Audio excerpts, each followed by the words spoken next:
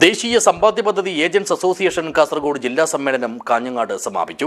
പുതിയ ഏജന്റുമാരെ നിയമിക്കണമെന്നും പെൻഷൻ തുക വർദ്ധിപ്പിക്കണമെന്നും സമ്മേളനം പ്രമേയത്തിലൂടെ ആവശ്യപ്പെട്ടു.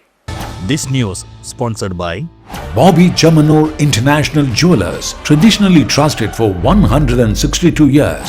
കാഞ്ഞങ്ങാട്ടെ ബ്ലോക്ക് പഞ്ചായത്ത് കോൺഫറൻസ് ഹാളിൽ വെച്ചാണ് ദേശീയ സമ്പാദ്യ പദ്ധതി ഏജന്റ്സ് അസോസിയേഷന്റെ കാസർഗോഡ് ജില്ലാ കമ്മിറ്റി വാർഷിക സമ്മേളനം നടത്തിയത്.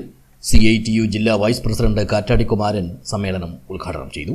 നമ്മുടെ ഗവൺമെന്റിന് ചില നിയമങ്ങളുണ്ട്. അതിൽ പുതിയ കാർഷിക നിയമങ്ങൾ പാസായി.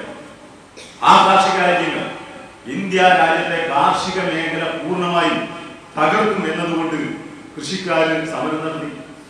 ഇപ്പൊ നമ്മുടെ കോവിഡിന്റെ സമയത്താണ് ഒരു കൊല്ലം നീണ്ടു നിൽക്കുന്ന സമരമാണ് നടത്തിയത്. ഒരു കൊല്ലവും ഒരു 10 ദിവസവും നീണ്ടു നിൽക്കുന്ന സമരം നടത്തി. ആദ്യം ആ സമരത്തെ പുച്ഛിച്ചു. അവർ കുറച്ച് കഴിയുമ്പോൾ സമരം നിർത്തി പോകും എന്നാണ് വിചാരിച്ചത്. പക്ഷേ ഒരു കൊല്ലത്തോളം ആ സമരത്തിൽ എത്ര 700-ലധികം കൃഷിക്കാരാണ് ആ സമരത്തിൽ നമ്മുടെ ഡൽഹിയിലും അതുപോലെ തന്നെ പരിസര പ്രദേശങ്ങളിലും മരിച്ചുകൊണ്ട് എന്നിട്ടും ഒരു സമരം നിർത്തിയില്ല. അവസാനം കേന്ദ്ര ഗവൺമെന്റ് അവരുമായി ചർച്ച ചെയ്ത് പ്രശ്നം പരിഹരിച്ചതിന് ശേഷമാണ് ഈ നിയമങ്ങൾ നടപ്പിലാക്കില്ല എന്ന് പറഞ്ഞപ്പോഴാണ് ആ സമരം നിർത്തിയത്.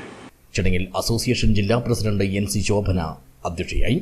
കേന്ദ്ര ജീവനക്കാരുടെ കോൺഫെഡറേഷൻ ജില്ലാ secretary PV Sarath, NFPA 3 union circle vice president K Hari എന്നിവർ സംസാരിച്ചു. അസോസിയേഷൻ സംസ്ഥാന സെക്രട്ടറി അന്നമ്മ ജോസഫ് സംഘടനാ റിപ്പോർട്ട് അവതരിപ്പിച്ചു. അസോസിയേഷന്റെ ആദ്യകാല നേതാവ് VP ജാനകി, കശ്മീരിൽ നടന്ന ദേശീയ വടംവലി മത്സരത്തിൽ സ്വർണ്ണ മെഡൽ നേടിയ കേരള ടീം അംഗം ആരാധ്യ സുരേഷ് എന്നിവരെ സമ്മേളന വേദിയിൽ ആദരിച്ചു. O Shobhana, MJ Bhamini, VV Shantha, T Sindhu, P ശോഭ എന്നിവർ സംസാരിച്ചു. ജില്ലാ സെക്രട്ടറി M ജാനകി സ്വാഗതം പറഞ്ഞു. ദേശീയ സമ്പാദ്യ പദ്ധതിയിൽ പുതിയ ഏജന്റുമാരെ നിയമിക്കണമെന്നും പെൻഷൻ തുക വർദ്ധിപ്പിക്കണമെന്നും സമ്മേളനം പ്രമേയമായി ആവശ്യപ്പെട്ടു. ജില്ലാ കമ്മിറ്റിയുടെ പ്രസിഡന്റായി NC ശോഭനയെയും സെക്രട്ടറിയായി M ജാനകിയെയും ട്രഷററായി K ഭാമിനിയെയും വീണ്ടും തെരഞ്ഞെടുത്തു. News bureau, Kanhangad.